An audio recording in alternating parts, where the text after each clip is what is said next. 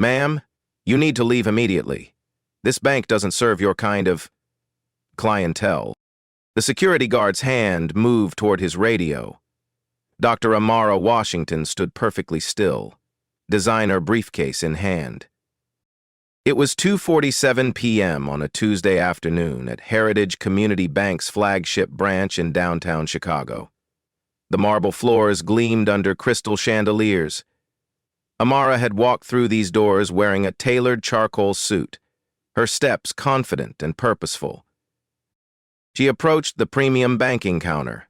The young teller, Jessica, glanced up with barely concealed irritation. "Excuse me, regular customer service is over there." Jessica pointed toward the basic teller windows. "I need executive banking services," Amara said quietly. Jessica's eyebrows shot up. "Do you have an appointment?" These real-life stories happen more often than we'd like to admit. Black stories like this remind us why touching stories of injustice still matter today. Have you ever walked into a place you owned, only to be treated like you didn't belong there? Assistant Manager Bradley Mitchell emerged from the back office. He was 35, clean-shaven, with the kind of confidence that came from never being questioned. His eyes swept over Amara dismissively. "Is there a problem here?" His voice carried across the banking floor, drawing attention from other customers. "No problem," Amara replied.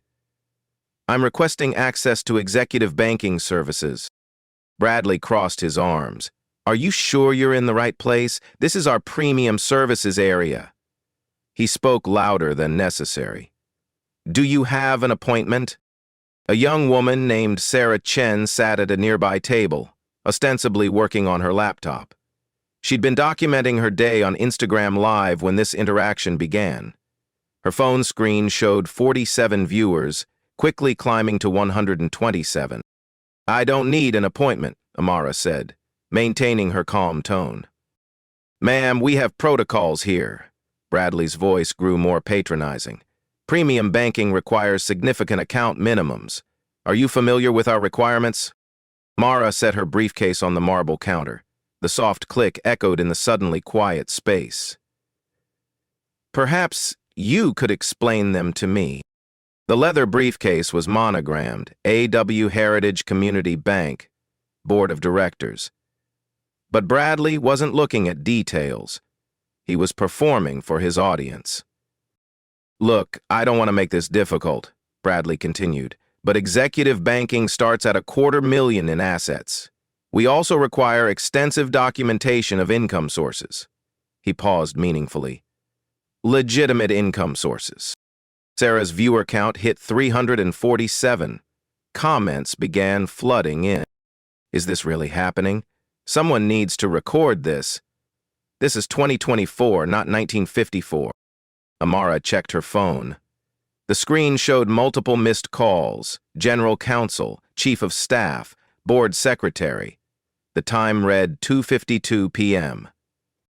"The board meeting starts in exactly 43 minutes, Mr. Mitchell," she said quietly. Bradley frowned. "What board meeting?" "Never mind." Amara's voice remained steady.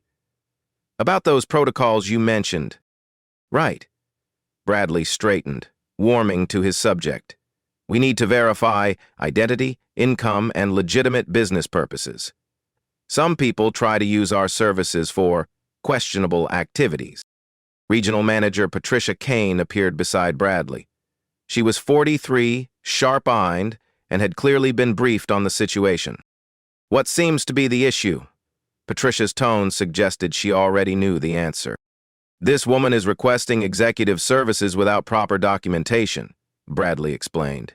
"I'm trying to explain our requirements." Patricia nodded approvingly. "We have to be careful about suspicious activity. The regulators are very strict about know-your-customer requirements." Amara opened her wallet to retrieve her identification.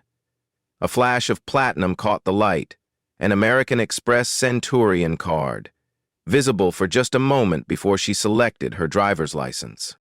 "Here's my identification," she said, sliding it across the marble surface. Patricia barely glanced at it. We'll also need proof of funds, employment verification, and a detailed explanation of your business with Heritage Bank. The parking validation ticket peeked from Amara's briefcase. VIP Executive Garage, Level P1. Only board members and C-suite executives had access to that garage. Sarah's live stream hit 891 viewers. The comments were becoming more heated. This is discrimination, plain and simple. Someone call the news. What bank is this? They need to be exposed. I understand you have procedures, Amara said, but I'm simply trying to access services at my own bank. Your bank? Bradley laughed. Ma'am, this is Heritage Community Bank. We've been serving Chicago's business community for 75 years. Yes, Amara replied. I'm aware of the history. Patricia stepped closer. Look, we're trying to be accommodating, but you're being evasive. If you can't provide proper documentation, we'll have to ask you to leave. District Manager Robert Hayes appeared on the teller's video screen. He'd been patched in from the regional office. His face filled the monitor behind the counter. What's the situation? Hayes demanded. Individual requesting executive services without proper credentials, Patricia reported. She's being uncooperative. Hayes nodded grimly. Security protocols are clear. If someone can't verify their legitimate business need, they need to be removed. 2 security guards had positioned themselves near the exits. The elderly Mrs. Roosevelt, a longtime customer, watched from the seating area with growing concern. Young man, Mrs. Roosevelt called to Bradley, perhaps you should check your records before making assumptions. Bradley ignored her. His attention was on his performance, on demonstrating his authority. Ma'am, he addressed Amara, you have 5 minutes to provide proper documentation or we'll have to ask you to leave the premises. Amara's phone buzzed with a text message. She glanced at it briefly, then typed a quick response. Her fingers moved efficiently across the screen. Code 7. Initiate immediately. 5 minutes, she repeated thoughtfully. That should be sufficient. Sarah's viewer count reached 1,247. Someone had shared the stream link and it was spreading across social media platforms. The hashtag Heritage Bank was beginning to trend locally. The tension in the marble-floored lobby was palpable. Other customers had stopped their transactions to watch.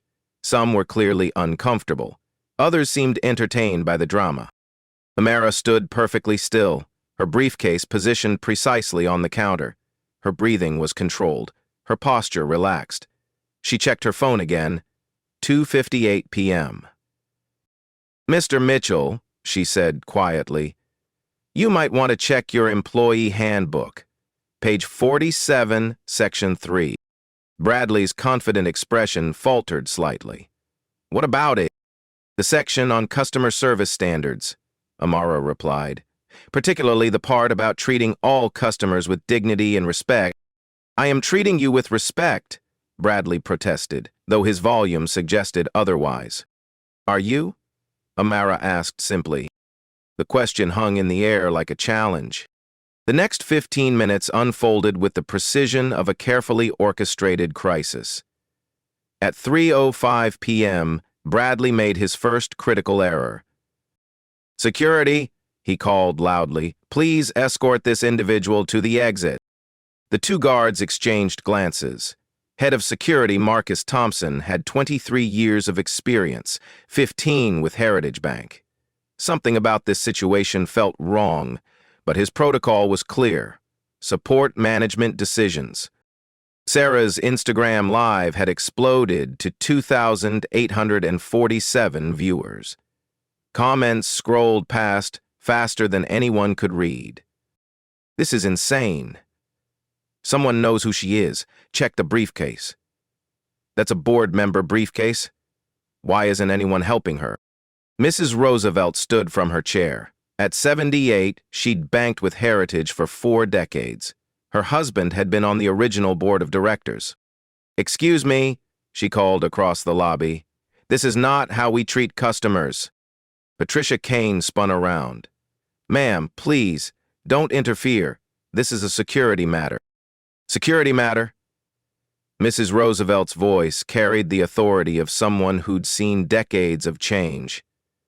That young woman has done nothing but ask for service. Bradley was now fully committed to his performance. The audience of customers and staff fed his conviction that he was protecting the bank's interests. Mrs. Roosevelt, I appreciate your concern, but we have procedures for a reason. He turned back to Amara. Ma'am, I'm going to count to 10. If you don't provide proper documentation, security will remove you. Amara opened her briefcase. The soft leather hinges made no sound, but every eye in the lobby tracked the movement. Inside, organized with military precision, were documents, a tablet, and what appeared to be access cards. She withdrew a business card and placed it on the marble counter. Bradley glanced at it dismissively. Anyone can have business cards printed. The card read, Dr. Amara Washington, Chief Executive Officer, Heritage Community Bank. Patricia leaned over to look. Her face went pale. That's impossible, she whispered. Is it? Amara asked quietly. The time was 3:12 p.m. Sarah's viewer count hit 3,591. Someone in the comments had started researching. OMG, guys, Google Dr. Amara Washington Heritage Bank. She's the actual CEO. They just kicked out their own boss. This is about to get real. Marcus Thompson stepped closer. His radio crackled with an incoming message. Security, please report to the front desk, priority 1. The voice belonged to Chief of Staff Ellen Rodriguez, calling from the executive floor 47 stories above. Marcus keyed his radio. Thompson here. Situation in main lobby with... Is Dr. Washington present? Ellen's voice cut through the static. Marcus looked directly at Amara for the first time. Really looked at her. The composed posture, the expensive briefcase, the platinum card barely visible in her wallet, the VIP parking validation. Yes, ma'am, she's here. Stand down immediately. All personnel stand down. Bradley hadn't heard the radio exchange. He was focused on his countdown, on his moment of authority. 7, 6, 5. Robert Hayes's face still filled the video monitor. Proceed with removal if necessary, he instructed from his regional office. We can't appear weak on security protocols. Mrs. Roosevelt moved closer. Young man, you're making a terrible mistake. 4, 3. Amara withdrew her tablet from the briefcase. The Heritage Bank executive portal appeared on screen, displaying her authenticated login. A. Washington CEO. Patricia saw it first. Her knees nearly buckled. Bradley, she whispered urgently. Stop counting. 2. Bradley? Patricia's voice cracked with panic. But Bradley was committed. He'd counted too far to back down gracefully.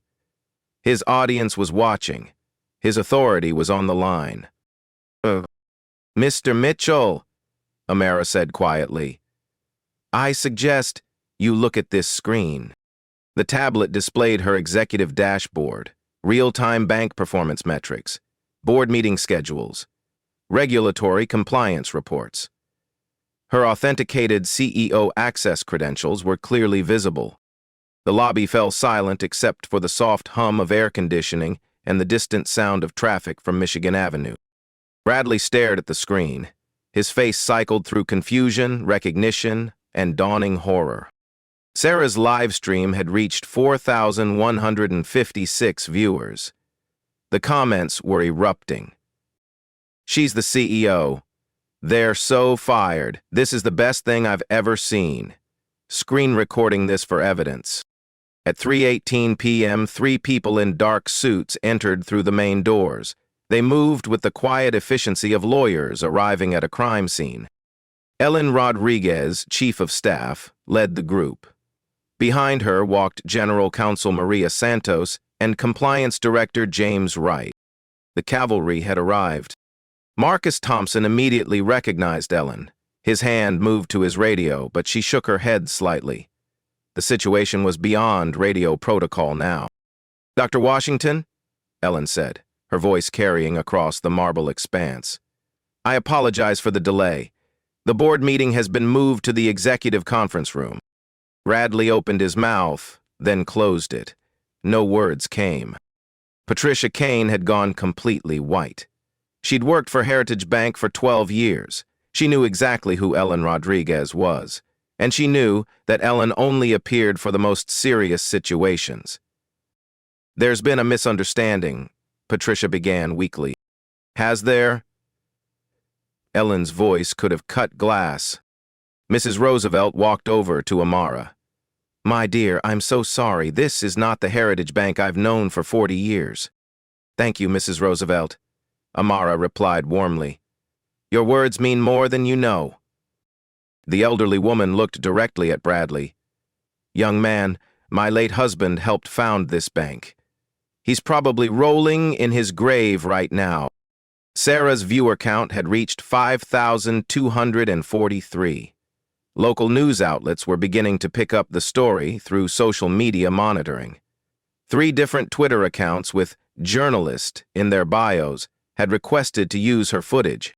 Robert Hayes was still on the video monitor, but his confident demeanor had evaporated. Someone at the regional office had clearly briefed him on developments. "Dr. Washington," his voice came through the speakers. There seems to have been a communication breakdown." Amara looked directly at the camera. "Mr. Hayes, we'll discuss communication breakdowns in detail, very soon." The time was 3:23 p.m. The board meeting was scheduled for 3:30 p.m., but Amara had a different timeline in mind now. She typed a message on her tablet. Board meeting moved to 4:00 p.m. Emergency session, full attendance required. Ellen nodded and began making calls. James Wright, the compliance director, was already documenting everything. His tablet captured timestamps, witness names, and regulatory implications. The Fair Housing Act, Equal Credit Opportunity Act, and Community Reinvestment Act all had specific provisions about discriminatory treatment. The FDIC took such violations very seriously. "Mr. Mitchell," Amara said finally, "you mentioned protocols. Let's discuss those in detail. All of them." Bradley's career at Heritage Bank had exactly 37 minutes remaining, though he didn't know it yet. At 3:25 p.m., Dr. Amara Washington opened her briefcase completely. The organized contents told a story that Bradley Mitchell was only beginning to comprehend. Board meeting agendas, regulatory correspondence, executive reports, and a lanyard with her CEO identification badge lay arranged with military precision. She lifted the badge and clipped it to her suit jacket. The Heritage Bank logo gleamed under the crystal chandeliers. Below it, in clear lettering, Dr. Amara Washington, Chief Executive Officer. Sarah's Instagram Live had reached 6,892 viewers. The comment stream had become a river of shocked reactions. "No freaking way, she's been the CEO this whole time. They literally just discriminated against their own boss. This is going viral for sure." Bradley stared at the badge. His brain struggled to process what his eyes were seeing. This couldn't be real. CEOs didn't just walk into branches unannounced. They had assistants, security details, advanced teams. That's impossible," he stammered. "Is it?" Amara asked. Her voice remained calm, but there was steel beneath the silk now. Ellen Rodriguez approached the group. "Dr. Washington, the executive team is assembling. Legal is reviewing the footage from the past 30 minutes. "Footage?" Patricia's voice was barely a whisper. James Wright looked up from his tablet. "All Heritage Bank locations have continuous video surveillance. Everything that happened here has been recorded in high definition with full audio." The color drained from Bradley's face. Maria Santos, General Counsel, joined the conversation. We also have multiple social media documentation, witness statements, and time-stamped evidence of discriminatory treatment. She looked directly at Bradley and Patricia. The Fair Housing Act of 1968, as amended, specifically prohibits discrimination in banking services based on race, color, religion, or national origin. The Equal Credit Opportunity Act extends these protections further. Mrs. Roosevelt had remained near the group, witnessing history unfold. "In my 40 years with this bank, I've never seen anything like this," she said, shaking her head. Marcus Thompson, the head of security, approached Amara directly. "Dr. Washington, I want to apologize. If I had recognized you immediately—" "Mr. Thompson," Amara interrupted gently, "you were following the instructions of your supervisors. This isn't about recognition. It's about how we treat all customers." Robert Hayes's voice crackled through the video monitor speakers. "Dr. Washington, there's clearly been a misunderstanding. Perhaps we could handle this internally?" "Mr. Hayes," Amara's voice cut through his attempt at damage control. "We'll be discussing your role in this situation. I suggest you review the video footage of your instructions to proceed with removal if necessary." The regional office had gone silent. Bradley finally found his voice. I had no idea, ma'am. Dr. Washington, I was just following protocols." "No, Mr. Mitchell, you weren't following protocols. You were following assumptions." Amara's tone remained measured, but her words carried devastating precision. "Tell me, what specific protocol requires you to question a customer's legitimate business need based on their appearance?" Bradley opened his mouth, then closed it. There was no protocol for what he'd done. "What policy allows you to demand proof of legitimate income sources from someone requesting basic banking services?" Silence. "Which section of the employee handbook authorizes you to speak loudly about a customer's creditworthiness in front of other patrons?" Patricia tried to intervene. "Dr. Washington, we were trying to protect the bank's interests." "Where are you?" Amara turned her attention to the regional manager. "Mr. Kane, you've been with Heritage for 12 years. In that time, how many white customers have you required to prove their income was legitimate before opening an account?" Patricia's silence was answer enough. The tablet in Amara's hands chimed with incoming data. "Mr. Wright, what do our discrimination complaint statistics show for the past 6 months?" James Wright consulted his device. "Customer complaints citing discriminatory treatment have increased 47% compared to the same period last year. We currently have 3 pending lawsuits alleging racial discrimination in lending practices, with combined damages sought of $2,300,000, 0 cents. The numbers hit like physical blows. "A Community Reinvestment Act rating?" Amara continued. "Under review, the FDIC has noted areas of concern regarding equitable service delivery. Sarah's viewer count had crossed 8,000. Someone had shared the stream link on Twitter, where Heritage Bank was trending nationally. Local news outlets were dispatching crews. Ellen Rodriguez's phone buzzed with urgent messages. "Dr. Washington, Channel 7 News is requesting a statement. The Tribune wants an interview. Social media mentions are spiking across all platforms." At 3:32 p.m., Amara made a decision that would reshape Heritage Bank's future. "Mr. Rodriguez, please contact all board members. Emergency session at 4 a.m. p.m. Full attendance required." She paused, looking around the marble lobby. "And contact our crisis management team. We're going to need them." She turned to Maria Santos. "What's our legal exposure?"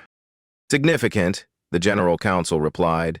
"Federal civil rights violations, potential class action liability, regulatory sanctions. The FDIC could impose penalties ranging from fines to operational restrictions." The stock market wouldn't open until the next morning, but after-hours trading would reflect the crisis. Heritage Bank's share price was about to take a hit. Mr. Thompson, Amara addressed the security chief, please escort Mr. Mitchell and Ms. Kane to the executive floor. They'll be participating in the board meeting. Bradley's legs nearly gave out. The board meeting? Yes, Mr. Mitchell. You wanted to discuss protocols. We're going to discuss them in detail. All of them. Mrs. Roosevelt approached Amara one final time. My dear, I've seen a lot of changes in my years, but watching you handle this with such grace. Your parents raised you right. Thank you, Mrs. Roosevelt. That means everything. The elderly woman looked at Bradley with sad disappointment. Young man, you had a chance to serve someone remarkable today. Instead, you chose to judge her. That's not just poor customer service. That's poor character. Sarah ended her Instagram Live at 3:37 p.m. Her final viewer count, 9,847. The footage had been screen recorded by dozens of viewers and was already spreading across multiple platforms. She approached Amara before leaving. Ma'am, Dr. Washington, I just want to say that what I witnessed here was wrong. But watching you handle it was inspiring. Thank you for bearing witness, Amara replied. Sometimes that's the most important thing we can do. As the main lobby cleared, Amara stood alone for a moment in the space where her leadership had been questioned. The marble floors reflected the crystal chandeliers above. The Heritage Bank logo on the wall proclaimed 75 years of service to the community. Ellen Rodriguez approached. Dr. Washington, the executive elevators are waiting. In a moment, Amara walked to the customer service area where Jessica, the young teller, stood frozen behind her window. Jessica, she said gently. The young woman looked up with tears in her eyes. Dr. Washington, I'm so sorry. I should have recognized you. I should have... Jessica, you did nothing wrong. You directed me to what you believed was the appropriate service area. That's not discrimination. That's confusion about process. Amara paused. But what happened after that? That's what we need to change. At 3:42 p.m., Dr. Amara Washington entered the executive elevator. The board meeting would begin in 18 minutes. But the real reckoning was just beginning. The 47th floor of Heritage Bank Tower buzzed with the controlled chaos of a corporate crisis. At 3:55 p.m., the executive conference room filled with the most powerful people in Chicago banking. 12 board members took their seats around the polished mahogany table. Legal counsel occupied the side chairs. HR Director Margaret Foster sat beside Chief Compliance Officer James Wright, both reviewing documents with grim efficiency. Dr. Amara Washington entered at exactly 4:00 p.m., followed by Bradley Mitchell and Patricia Kane, who looked like they were walking to their own executions. Marcus Thompson had escorted them upstairs in the most uncomfortable elevator ride of their careers. Neither had spoken a word. Board Chairman David Sterling called the emergency session to order. At 68, he'd served Heritage Bank for 32 years and had never convened a meeting under these circumstances. Ladies and gentlemen, we're here to address a serious incident that occurred in our flagship branch approximately 1 hour ago. His voice carried the weight of impending catastrophe. Dr. Washington will brief us on the situation. Amara activated the room's presentation system. The first slide displayed real-time social media analytics. Instagram live viewers, 9,847 peak concurrent. Twitter mentions of Heritage Bank, 47,000 in 2 hours. Facebook shares of incident footage, 12,000 and climbing. YouTube uploads of screen recordings, 23 different channels. The numbers speak for themselves, she began. What started as customer service has become a public relations nightmare. Board member Catherine Liu, who headed the Risk Management Committee, leaned forward. What exactly happened? The main screen switched to security footage from the bank lobby. Timestamp 2:47 p.m. They watched in silence as events unfolded. Amara's calm professionalism, Bradley's escalating aggression, Patricia's supportive discrimination. The moment when customers began recording. When the footage ended, the conference room remained silent for 30 seconds. "Jesus Christ," whispered board member Robert Chen.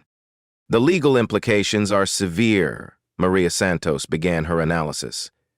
"We have clear documentation of discriminatory treatment in violation of multiple federal statutes." She displayed a comprehensive legal breakdown. Federal violations. Fair Housing Act of 1968 as amended. Equal Credit Opportunity Act of 1974. Community Reinvestment Act of 1977. Potential penalties.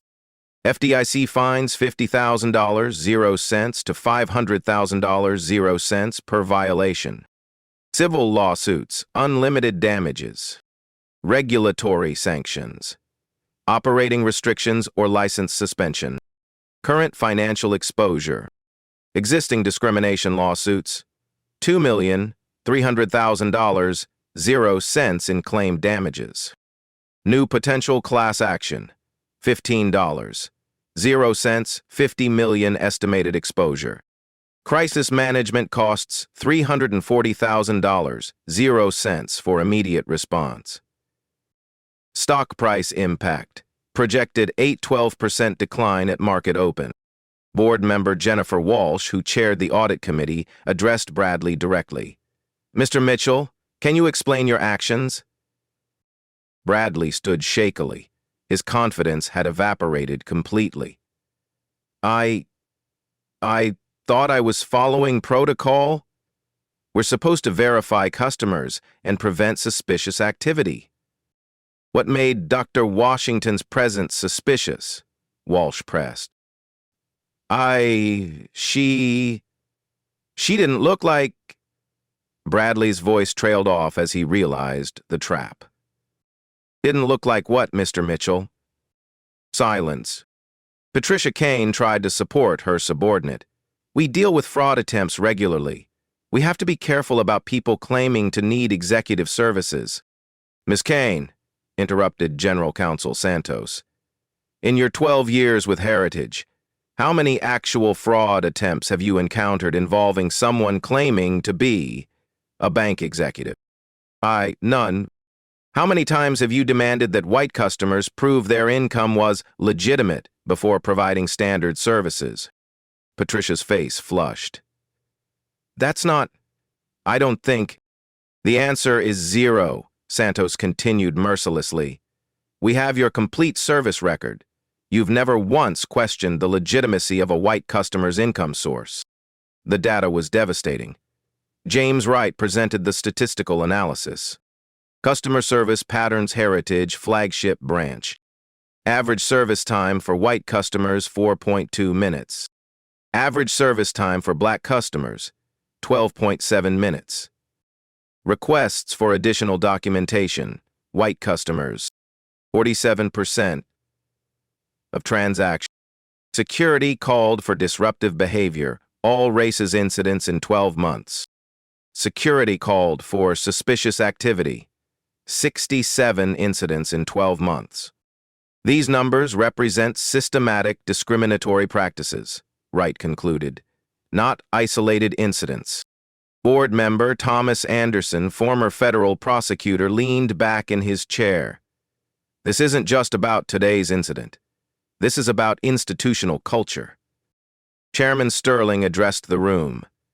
"The question before us is simple. How do we respond?" Amara stood and walked to the presentation screen. "We have 3 options," she began. "Each has different consequences. Option 1. Minimize and cover. Internal discipline only. Private settlement with potential lawsuits. Hope social media attention fades. Continue current practices with minor adjustments. This option protects short-term stock price but guarantees long-term catastrophe," she explained. "The federal regulators are already reviewing our CRA compliance. Minimizing this incident would confirm their worst suspicions. Option 2. Partial reform. Terminate involved employees. Implement basic sensitivity training. Public apology from regional management. Minor policy adjustments. This option satisfies immediate public pressure but doesn't address systemic issues. We'd face the same crisis again within months. Option 3. Complete transformation. Comprehensive policy overhaul. Industry-leading bias training program. Community investment initiative. Third-party compliance monitoring. Executive accountability measures. This option is expensive and disruptive, Amara admitted, but it's the only path to legitimate long-term stability. Board member Lisa Martinez raised her hand. What are the financial implications of option 3? CFO Ronald Park consulted his projections. Initial implementation costs, $2,400,000, 0 cents over 6 months. Ongoing compliance program, $800,000, 0 cents annually. Community investment fund, $500,000, 0 cents initial commitment. Compare that to our current legal exposure, Amara said.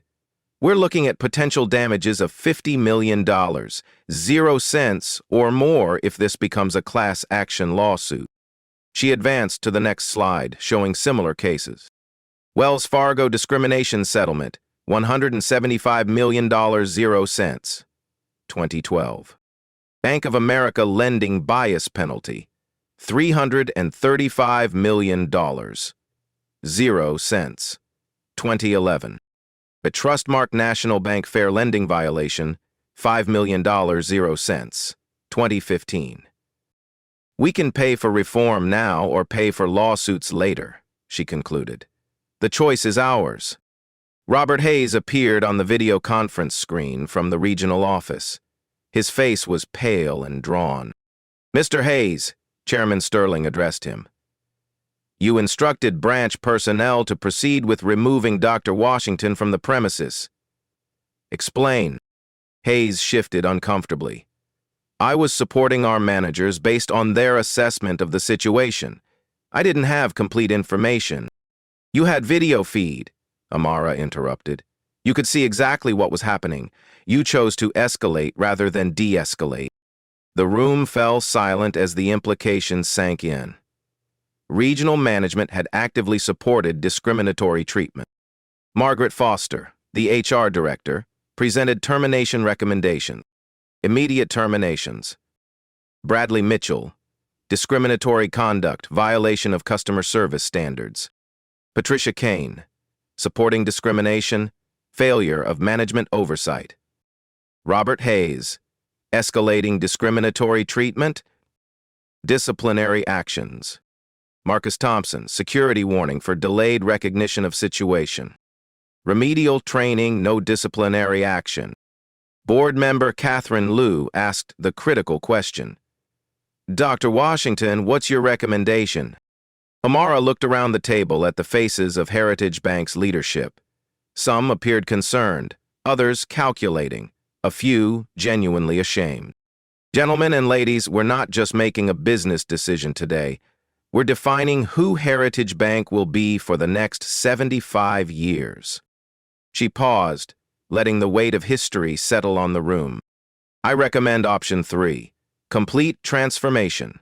We become the industry leader in equitable banking, or we accept that discrimination is part of our business model. The vote was unanimous, 12-0 in favor of comprehensive reform. At 5:23 p.m., Bradley Mitchell's employment with Heritage Bank officially ended. Patricia Kane and Robert Hayes followed within the hour. But the real work was just beginning. Within 24 hours of the board meeting, Heritage Bank had transformed from crisis to industry leadership. The speed of change reflected both the severity of the situation and the organization's capacity for decisive action. Dr. Amara Washington stood in the same marble lobby where she'd been threatened with removal. It was 8:00 a.m. Wednesday morning, and the flagship branch buzzed with purposeful activity. The first change was visible immediately. A diverse team of compliance officers stationed throughout the customer service area, observing interactions and ensuring equitable treatment. Each wore a discrete badge identifying them as customer service advocates. Margaret Foster, HR Director, addressed the assembled staff. Every Heritage Bank employee will complete 40 hours of bias awareness training within the next 30 days. This isn't punishment, it's professional development. The Heritage Equity app had launched at midnight, an anonymous reporting system that allowed customers and employees to document discriminatory treatment in real time. The app connected directly to Dr. Washington's office and the legal department.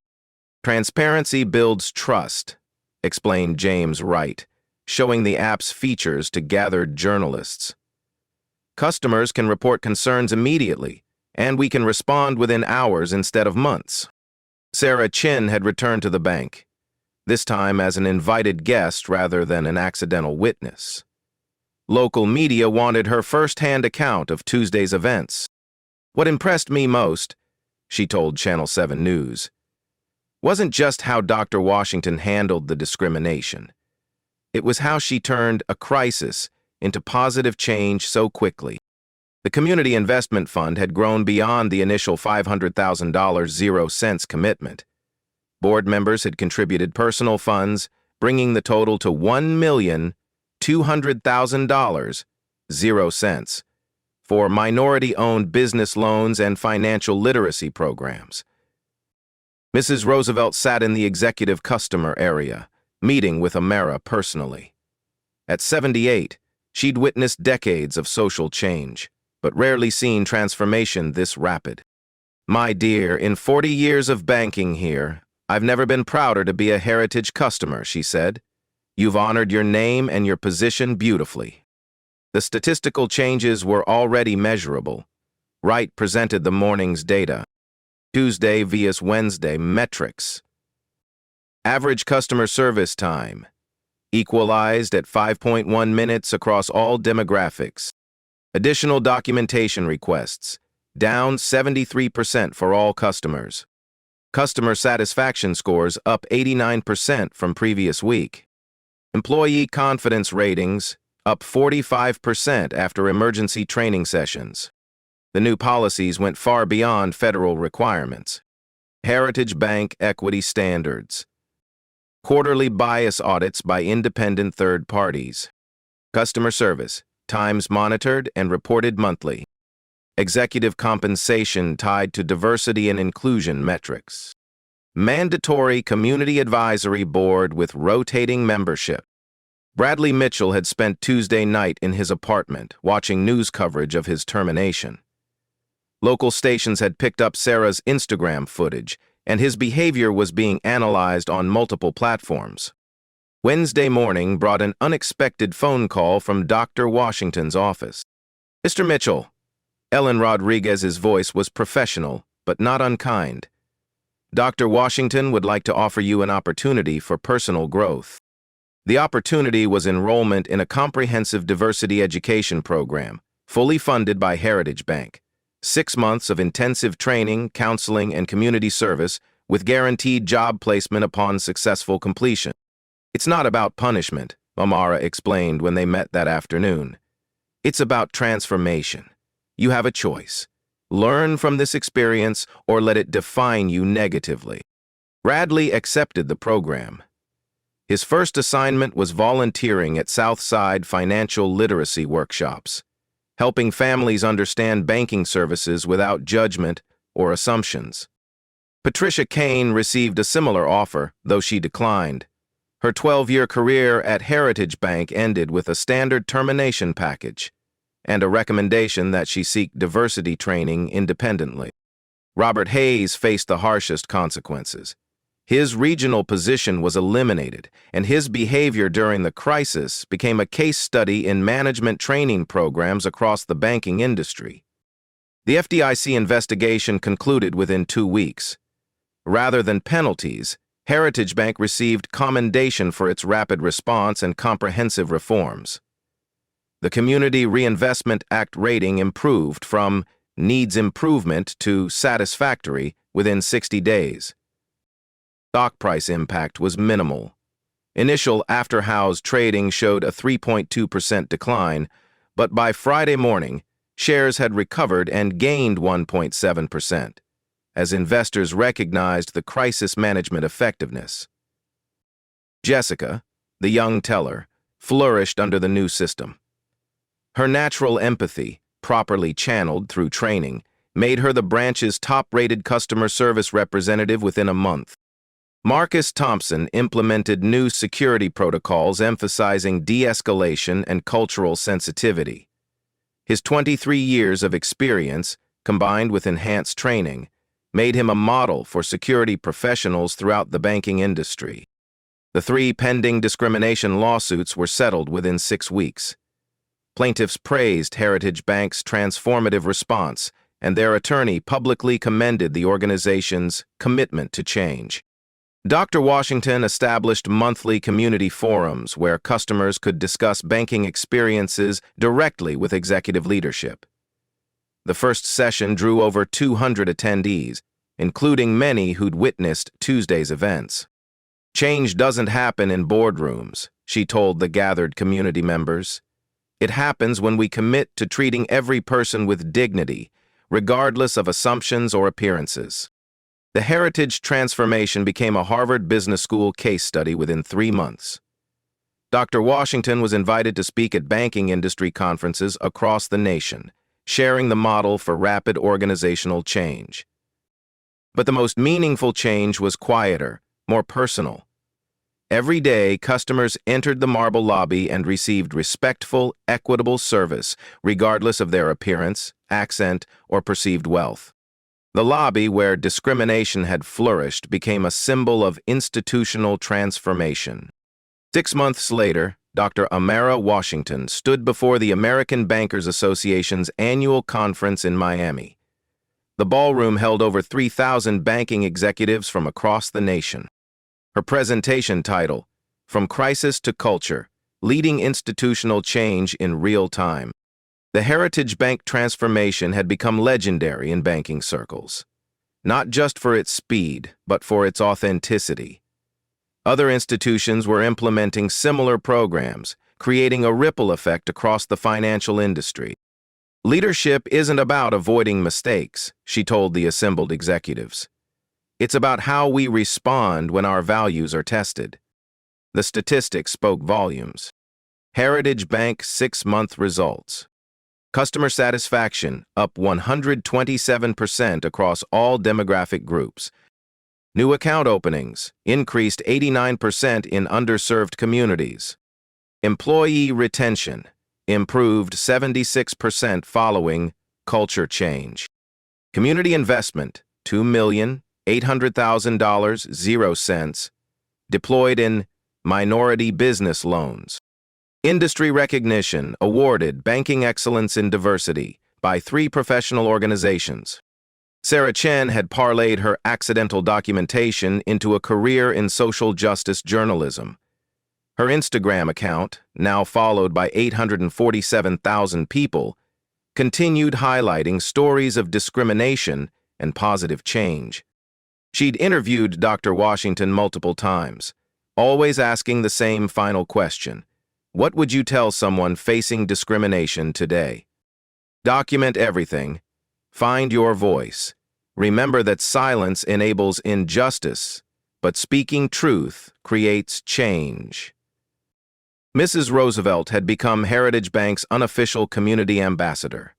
At 79, she attended every community forum, sharing stories of the bank's transformation with neighbors and friends. "I've seen a lot of history," she often said, "but watching one person's courage change an entire institution, that's something special."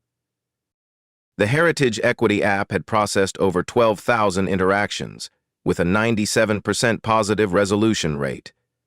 Other banks were licensing the technology, creating industry-wide accountability standards. Bradley Mitchell completed his diversity education program and found employment with a community development organization. His experience at Heritage Bank had become a catalyst for personal growth. though the journey remained difficult. "I learned that good intentions don't excuse harmful actions," he said in a video testimonial. "Dr. Washington showed me that true leadership means acknowledging mistakes and working to prevent others from making them." The flagship branch had become a destination for banking professionals studying equitable service delivery. Tours were available twice weekly, led by Jessica, who'd been promoted to customer experience specialist. Marcus Thompson had been featured in Security Management magazine, sharing protocols for cultural sensitivity in corporate security. His approach was being adopted by Fortune 500 companies nationwide. The transformation extended beyond Heritage Bank. Industry-wide changes included federal banking regulators adopting Heritage's bias audit standards, 20 major banks implementing similar equity apps, Banking Association developing mandatory diversity training requirements, community investment funds increasing by $47 million across participating institutions. Dr. Washington's influence reached beyond banking. She'd been appointed to the Federal Reserve's Community Advisory Council, helping shape national policy on equitable financial services. But perhaps the most significant change was immeasurable. The daily interactions between banking professionals and customers who might have been judged, dismissed, or discriminated against in the past. These touching stories of transformation remind us why Black stories and life stories like Dr. Washington's matter. Real-life stories of courage and leadership create the change we need in our communities. Every day, someone walks into a business, school, or organization where they might not be welcomed.